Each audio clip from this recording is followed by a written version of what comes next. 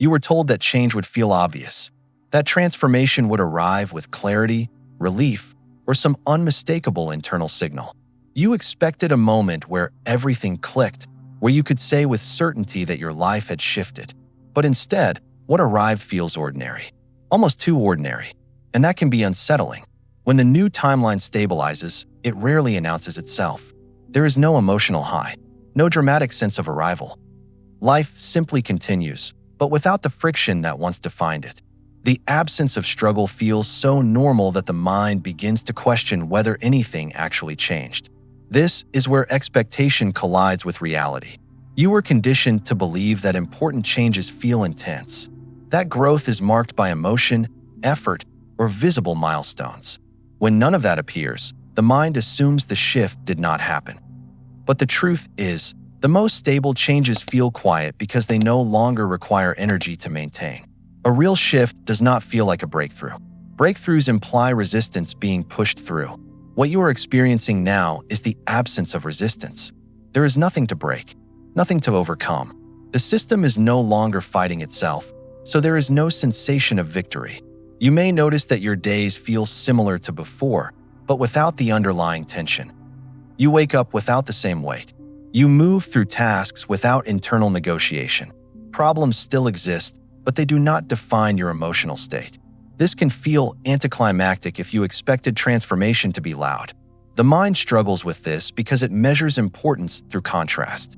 Without pain, relief feels subtle. Without chaos, peace feels flat. But flat does not mean empty. It means regulated. The nervous system has settled into a new baseline where stability is normal, not something to strive for.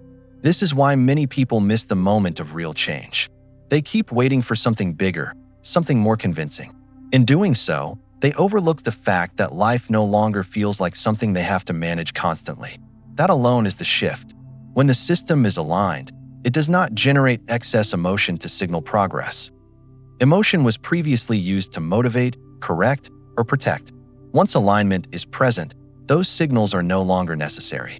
What remains is functionality without drama. You might even feel suspicious of this normality, as if something should go wrong, as if the calm is temporary. This suspicion is a leftover reflex from a system trained in instability. It takes time for the body to trust that ease can last. Nothing is missing just because nothing feels intense. The absence of intensity is the evidence. You are no longer chasing or resisting. You are simply here. That presence feels ordinary because it is meant to be sustainable. This is the first sign that the shift is real. Not excitement, not relief, normality. And once you recognize that, the urge to wait for a breakthrough begins to fade. Because you realize that what you were waiting for already happened quietly, without asking for your attention. The new timeline does not feel special. It feels livable. That is why it lasts. Why the mind confuses normality with nothing happening. The mind was never trained to recognize stability as progress. It learned to measure movement through contrast.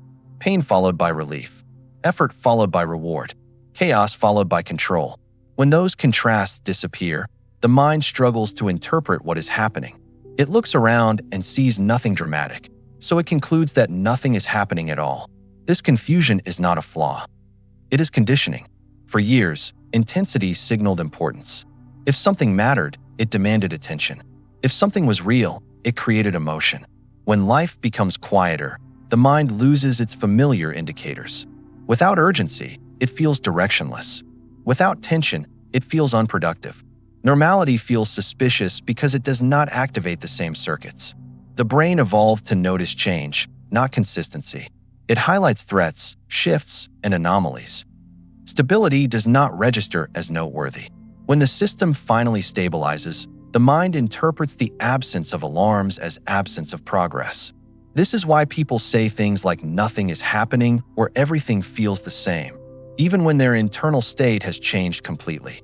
The mind is scanning for spikes and finding none. It does not recognize that the absence of spikes is the achievement. Another reason normality is misread is because the mind associates meaning with effort. If something is easy, it feels undeserved. If it flows, it feels accidental. The old belief that value must be earned through strain has not fully dissolved yet. So when life stops pushing back, the mind questions whether the ease is valid. You may notice thoughts like "this feels too calm," or "I should be doing more," or "maybe I am missing something." These thoughts are not intuition. They are echoes of a system that learned to survive through vigilance. Vigilance does not turn off instantly just because danger is gone. The mind also confuses normality with stagnation because both lack visible movement. But stagnation feels heavy. Normality feels light but quiet. Stagnation carries frustration and pressure. Normality carries neutrality and space. Learning to feel the difference is part of integration. Another layer of confusion comes from comparison. When you see others chasing goals, celebrating milestones, or broadcasting transformation, your quiet stability can feel invisible by contrast. The mind wonders if you are falling behind. But those external signals often come from ongoing oscillation, not alignment. The mind is addicted to novelty. Novelty releases dopamine. Stability does not. When novelty fades, dopamine drops, and the mind interprets that drop as loss. But dopamine was fueling seeking, not satisfaction. What you are experiencing now is not loss of pleasure. It is the end of compulsive seeking. Normality is not the absence of growth. It is the foundation that allows growth to be sustainable. When life feels ordinary, it means your nervous system is no longer in constant adjustment. It is operating efficiently. Efficiency is quiet. This is why the mind keeps asking what is next. It wants the next spike, the next marker, the next sign. But the new timeline does not respond to that question. It responds to presence. Presence feels uneventful because it does not pull attention forward or backward. As you remain here, the mind slowly recalibrates its definition of progress. It begins to recognize ease as meaningful, consistency as success, quiet as power. This recalibration does not happen through argument. It happens through repetition. Each day that passes without collapse reinforces the new baseline. Each moment of calm, without consequence, teaches the mind that nothing is wrong. Over time, the urge to interpret normality as nothing happening dissolves. What replaces it is trust, not excitement, not certainty. Trust that stability does not need to announce itself to be real. When the mind finally understands this, it stops searching for proof. And when it stops searching, it allows life to continue unfolding without interference. Normality is not the absence of movement. It is movement without resistance. And that is something the mind must learn to see. Stability is invisible until you lose it. Stability is one of the hardest states to recognize while you are inside it. Not because it is subtle, but because it does not demand attention. You only notice stability clearly after it is gone. When chaos returns, when pressure resurfaces, when the nervous system tightens again. Until then, stability feels like nothing special. This is why the new timeline can feel deceptively ordinary. The absence of friction does not register as an event. There is no signal saying this is different now. Life simply stops pushing back in the ways it used to. That absence becomes background, and the mind treats background as irrelevant. In the old pattern, instability constantly required correction. You had to manage emotions, anticipate problems, brace for outcomes, and adjust continuously. That constant adjustment created a sense of engagement. Even exhaustion felt purposeful because it meant you were doing something to hold things together. Stability removes the need for correction. You are no longer compensating for internal conflict. The nervous system is not preparing for impact. Because nothing is being fixed, it can feel like nothing is happening. But what has actually happened is that the system no longer needs to intervene. You may notice this in small ways. You respond to situations without rehearsing. You do not overthink conversations. You recover from stress quickly instead of carrying it forward. These are not dramatic changes, but they are structural ones. Structure is invisible until it fails. Stability is also invisible because it does not produce emotional highs. Highs were often responses to relief after tension. When tension is gone, relief does not spike. Calm replaces both. Calm does not excite the mind, but it supports everything. Another reason stability is overlooked is because it does not validate identity. In the old timeline, identity was reinforced through struggle. You knew who you were because you were always responding to something. Stability does not require response. Identity loosens further because it no longer needs to defend itself. This can feel disorienting. Without something to push against, you may wonder who you are now. But that wondering is temporary. Over time, identity reforms around presence rather than reaction. Presence does not announce itself. It simply remains. You may also notice that you stop tracking progress. Days blend together. Not in a dull way, but in a smooth way. The absence of dramatic contrast makes time feel even. This evenness is often mistaken for stagnation, but stagnation feels heavy. Stability feels light but steady. The mind often wants proof that stability is real. It looks for signs that something has improved. But stability is proven through consistency, not milestones. When things keep working without intervention, that is the proof. You do not celebrate stability because celebration implies exception. Stability is not an exception. It is the new baseline. Once it becomes the baseline, it disappears from awareness. This is why people sometimes sabotage this phase. They mistake invisibility for absence and try to reintroduce challenge or urgency to feel alive again. That urgency creates contrast, but it also destabilizes the system. The mind feels stimulated again, but at the cost of coherence. Learning to trust stability requires experience, not understanding. Each time nothing collapses, trust builds quietly. Each time calm persists, the system relaxes further. Over time, stability becomes noticeable not because it stands out, but because everything else feels unnecessary. You will eventually realize that what you once called nothing happening was actually everything working. The absence of friction was not a pause. It was the result. Stability does not announce itself because it does not need attention to survive. It survives because it is aligned. And once you lose it, you understand its value immediately. Until then, it remains invisible. That invisibility is what makes it powerful. The end of emotional highs and lows. One of the most unsettling parts of stabilizing into a new timeline is the disappearance of emotional extremes. The highs that once felt energizing fade. The lows that once felt consuming soften. What remains is something flatter, quieter, and far more consistent. To the untrained mind, this can feel like losing something important. You were taught, directly or indirectly, that emotion equals aliveness. Excitement meant progress. Passion meant purpose. Struggle meant meaning. When those emotional peaks and valleys begin to level out, the mind worries that life is becoming dull. But what is actually happening is regulation. Emotional highs and lows were not signs of depth. They were signs of oscillation. Your system was constantly correcting itself in response to internal conflict, unmet needs, or uncertainty. Each spike of excitement was often followed by a crash. Each moment of clarity was followed by doubt. This cycle felt intense, but intensity is not the same as alignment. As the nervous system stabilizes, it stops swinging. Dopamine no longer surges in response to fantasy or anticipation. Cortisol no longer spikes in response to imagined threats. Without those chemical swings, emotion becomes subtler, less reactive, more proportional to what is actually happening. This can feel like emotional loss at first. You may think you have lost passion, creativity, or motivation. But what you have actually lost is emotional amplification. The volume has been turned down, not the signal. What remains is clarity without drama. You may notice that you still feel joy, but it is quieter. You still feel sadness, but it passes without taking over. You still care, but without attachment. This is not emotional numbness. Numbness is disconnection. This is integration. Integration allows emotion to move through you without defining you. Before, emotion pulled your identity with it. Now, emotion is experienced and released without altering your sense of self. That stability can feel unfamiliar if you spent years identifying with emotional states. The mind often resists this phase by seeking stimulation.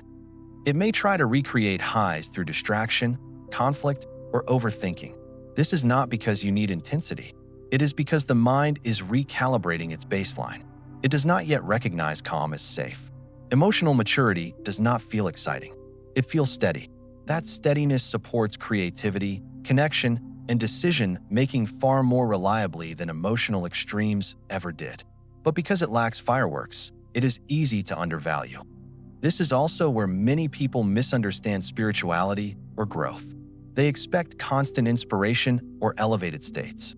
But sustained growth happens when the system is regulated enough to remain present without needing escape or stimulation. You are not becoming less alive. You are becoming less reactive. That distinction matters. Reactivity creates movement, but not direction. Regulation creates direction without force. Over time, you may realize that you are more responsive now. You feel emotions when they are relevant, not because they are triggered. You engage with life as it is, not as a projection of internal swings. The end of emotional highs and lows marks the end of internal chaos. Chaos was never a sign of depth. It was a sign of instability. Stability feels quieter because it no longer needs to announce itself through emotion. When you stop measuring life through emotional intensity, you begin to measure it through coherence. Coherence does not fluctuate dramatically. It holds. This is when the new timeline becomes sustainable, not because it feels extraordinary, but because it does not require recovery. The calm you are experiencing is not the absence of feeling. It is the absence of internal conflict. And once you recognize that, you stop chasing emotion and start trusting presence. That trust changes how everything feels, even when everything looks the same. Why this normality means the shift is permanent. The reason this phase feels so unremarkable is precisely because it is no longer temporary. Temporary states announce themselves. They create urgency. They demand attention because they are unstable. What you are experiencing now does not demand anything from you, and that is why it lasts. A permanent shift does not rely on motivation to sustain it. It does not require reminders, rituals, or reinforcement. It holds because the internal conditions that once created instability are no longer active. The system is no longer oscillating between opposing states. When oscillation stops, reversal stops with it. In the past, change depended on effort. You had to maintain it consciously. You had to think the right thoughts, manage emotions, and stay vigilant. That kind of change was fragile because it existed on top of unresolved patterns. As soon as attention dropped, the old state returned. What is different now is that attention is no longer required to hold alignment. You are not managing yourself into coherence. Coherence has become the default. That is why the mind feels strangely uninvolved. There is nothing to monitor. Normality is the signature of permanence. When something no longer needs confirmation, it stops creating signals. The nervous system has settled into a state that does not depend on fluctuation. Because of that, the mind cannot find evidence of movement, even though the foundation has shifted completely. You may notice that doubt no longer has the same grip. Thoughts of going backward appear less frequently, and when they do, they pass without emotional charge. This is not because you resolve doubt intellectually. It is because the system no longer responds to it chemically. Without emotional reinforcement, doubt cannot anchor. Another sign of permanence is that you stop narrating your experience. You are no longer telling yourself a story about where you are in the process. Narration was needed when things were unstable. It helped you orient. Now, orientation is internal. You do not need language to explain it. This is also why nothing feels urgent anymore. Urgency was a signal that something needed to change or be protected. Without internal threat, urgency dissolves. Time opens up. Decisions can wait. The absence of urgency is often mistaken for lack of ambition, but ambition rooted in alignment does not rush. The shift is permanent because it is embodied. It lives in how your nervous system responds, not in what you believe. Embodied changes do not revert easily because they are no longer conceptual. They are structural. You are not holding yourself in this new state. The state is holding you. That reversal is subtle but decisive. It means you no longer need to guard against slipping back. There is nothing to slip back into because the old configuration no longer exists. People often expect permanence to feel secure or reassuring. Instead, it feels neutral. Security does not need to reassure. It simply is. Once you realize that nothing is pulling you backward, you stop checking. This is why the new timeline feels ordinary. Ordinary is what stability looks like from the inside. Extraordinary experiences fade. What remains is consistency. Consistency does not impress the mind, but it sustains life. If you are waiting for proof that the shift will last, the absence of effort is the proof. The fact that you are not trying to maintain it is the confirmation. Nothing dramatic happened because nothing needed to be corrected. The system aligned, and alignment does not announce itself. This normality is not a pause before the next phase. It is the phase, and because it does not fluctuate, it becomes permanent. Once you see this, you stop asking whether you will lose it. You already know the answer without thinking, and that knowing is quiet. The quiet confidence that replaces manifestation. At a certain point, something else fades without you noticing. The need to manifest. Not because you stop believing in creation or intention, but because the urge to influence reality from a place of lack no longer exists. What replaces it is a quiet confidence that does not announce itself. Before, manifestation felt active. You visualized. You affirmed. You monitored outcomes. There was effort behind the process, even if it was subtle. That effort came from uncertainty. You were trying to secure a future or correct a present that felt unstable. Now, that impulse is gone. Not because you gave up, but because there is nothing to fix. The system no longer feels incomplete. When there is no sense of lack, there is no compulsion to manipulate reality. That absence is not resignation. It is trust. This trust does not feel like belief. It feels like neutrality. You do not expect things to work out, and you do not expect them to fail. You simply respond to what is in front of you. That responsiveness is more effective than any technique because it is grounded in coherence. The quiet confidence that emerges here is not emotional. It does not create excitement or certainty. It creates steadiness. You move when movement is required. You wait when waiting is appropriate. There is no internal debate about whether you are doing enough. This is where many people misunderstand what real alignment looks like. They think it should feel powerful or expansive. In reality, it feels simple. The power is in the absence of friction, not in a surge of intention. You may notice that you stop talking about goals as much, not because you lack direction, but because direction feels internal. You no longer need to articulate where you are going to validate it. The system already knows. Manifestation as effort falls away because effort implies distance. You do not try to attract what you already resonate with.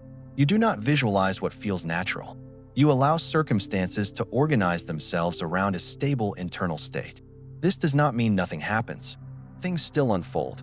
Opportunities appear. Decisions arise. But they do not feel like rewards or tests. They feel like responses. Reality meets you where you are without drama. The quiet confidence also changes how you handle uncertainty. Before, uncertainty triggered planning or control. Now, it does not register as threat. You can sit with not knowing without tension. That capacity alone reshapes how life responds to you. You may also notice that intuition becomes less dramatic. It does not come as a strong feeling or sign. It shows up as a simple knowing of what to do or not do. There is no emotional charge attached to it. It feels obvious. This phase is often invisible to others. From the outside, nothing appears different. From the inside, there is no urge to prove that something is happening. The lack of display is the point. Quiet confidence does not seek reinforcement. It does not need permission. It does not ask whether it is aligned. It functions without commentary. This is why manifestation techniques eventually become irrelevant. They were tools for transition, not for permanence. Once coherence stabilizes, tools fall away naturally. What remains is presence that does not negotiate with reality. That presence is not passive. It is responsive. And responsiveness is far more effective than control. The shift from manifesting to allowing is not dramatic. It is so subtle that many people do not realize it happened until they look back. You are not creating from desire anymore. You are moving from resonance. And resonance does not need effort to be effective. It simply holds. How people sabotage this phase by seeking more. Once stability settles in, a subtle temptation appears. The urge to seek more meaning, more intensity, more confirmation that something important is happening. This urge feels innocent, even productive. But in this phase, it is the most common way people quietly sabotage what is already stabilized. Seeking more is not ambition here. It is discomfort with simplicity. The system has just learned to operate without tension, and the mind does not yet trust that state. It looks for something to improve, upgrade, or accelerate, not because improvement is needed, but because stillness feels unfamiliar. You may notice thoughts like maybe I should push myself again, or maybe this calm means I am settling, or maybe there is another level I am missing. These thoughts are not intuition. They are the old pattern trying to regain relevance. The pattern equates growth with strain and movement with effort. When people seek more at this stage, they often reintroduce complexity, new goals, new frameworks, new practices, new urgency. Each addition feels like progress, but it creates noise. That noise destabilizes the coherence that just formed. The irony is that nothing external is required now. The system is already aligned. Seeking more pulls attention out of presence and back into projection. Projection recreates oscillation. Oscillation reactivates the old timeline mechanics. Another form of sabotage is comparison, looking at others and wondering if they are further ahead. Comparison reintroduces lack. Lack activates desire. Desire in this phase is not creative. It is disruptive. It tells the system that what is present is insufficient. People also sabotage this phase by overanalyzing it, trying to understand every internal shift, labeling each sensation, searching for explanations. Analysis turns experience into an object to manage. Management recreates effort. Effort pulls the system out of regulation. There is also a temptation to announce change, to explain who you are becoming, to define the new identity out loud. Language freezes identity. Freezing too early locks you into a concept rather than allowing embodiment to complete. The mind believes that if it does not keep moving, it will fall behind. But movement is no longer linear here. Growth happens through consistency, not acceleration. The fastest way forward now is to stay where you are. Seeking more often disguises itself as self-improvement. But improvement assumes deficiency. You are not deficient in this phase. You are integrated. Integration does not need upgrades. It needs time. Another subtle sabotage is romanticizing the past intensity, remembering the old highs and interpreting their absence as loss. This nostalgia creates a pull backward, not because the past was better, but because it was louder. You may also feel pressure to make the calm productive, to turn it into output, to capitalize on it. Productivity here is not wrong, but forcing output too early recreates performance-based identity. That identity does not belong in the new timeline. The key thing to understand is that this phase stabilizes through non-interference. Interference does not ruin it permanently, but it delays consolidation. Each time you resist the urge to seek more, the new baseline strengthens. Nothing needs to be added. Nothing needs to be intensified. The system is learning to trust simplicity. Trust grows through repetition, not action. If you notice yourself reaching for something extra, pause. Ask whether the reach comes from curiosity or from discomfort with stillness. Curiosity flows naturally. Discomfort pushes. Letting the phase be uneventful is the work. Allowing life to feel ordinary without trying to elevate it is what locks the shift in place. You are not missing anything by not seeking more. You are protecting what is already aligned. And once the need to seek fades completely, the phase completes on its own, living from the timeline without thinking about it. At some point, you stop thinking about the shift altogether. Not because it failed, and not because you moved on too quickly, but because it no longer requires attention. The new timeline does not need to be monitored. It functions on its own. Living from this place feels simple. You do not wake up asking how to stay aligned. You do not check your internal state before acting. You respond to life as it appears, without filtering every moment through meaning or progress. That absence of self-observation is the sign that integration is complete. Before, awareness was effortful. You watched your thoughts. You tracked emotions. You tried to stay conscious. That vigilance was necessary during transition. It is unnecessary once stability is embodied. Awareness becomes passive. It is there without being used. You may notice that decisions happen quickly now, not impulsively, but without internal debate. You know what to say yes to and what to decline without justification. This clarity does not feel powerful. It feels obvious. Obvious things do not draw attention to themselves. The timeline responds differently here because you are no longer signaling contradiction. There is no internal pull between desire and doubt. No emotional argument running in the background. Reality does not need to mirror tension when tension is absent. This is also where effort disappears from your language. You stop thinking in terms of trying, fixing, or becoming. You simply do what is next. The future does not feel distant or urgent. It feels accessible without pressure. Living from the timeline means you no longer reference the past to understand the present. Old identities lose relevance. You do not compare who you are now to who you were. Comparison dissolves when identity is no longer anchored to narrative. You may also notice that time feels different. Days feel fuller without being busy.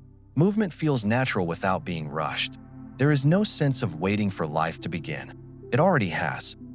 This is why the new timeline can be difficult to explain to others. There is nothing dramatic to describe. No turning point. No lesson. Just a sense that life works without resistance. Language cannot capture that easily because language thrives on contrast.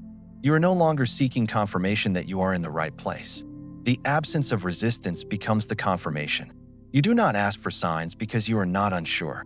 You do not look for proof because nothing feels at risk. This is not a peak state. It is not an elevated experience. It is a grounded one. Peaks fade. Ground remains. Living from the timeline does not mean everything is perfect. Challenges still arise, but they do not destabilize you. They are handled without identity involvement. You do not take them personally. You do not build a story around them. This is what permanence looks like. Not excitement. Not certainty. Reliability. You trust yourself without thinking about trust. You move without questioning movement. When the mind finally notices this, it does not celebrate. It simply acknowledges it and moves on. That is how you know the process is complete. You are not holding the new timeline in place. You are living from it. And living from it feels normal because it is now who you are. There is nothing left to do. Nothing left to achieve internally. The work finished itself while you stayed present. This is where the journey stops being a journey. And quietly, without effort, life continues to respond.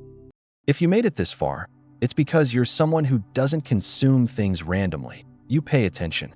You feel deeper. You notice shifts before they become obvious. So I invite you to subscribe, to stay connected to this frequency. Leave a like to anchor what you felt here. Turn on notifications so you're present when the next shift happens. And comment below, I trust the shift.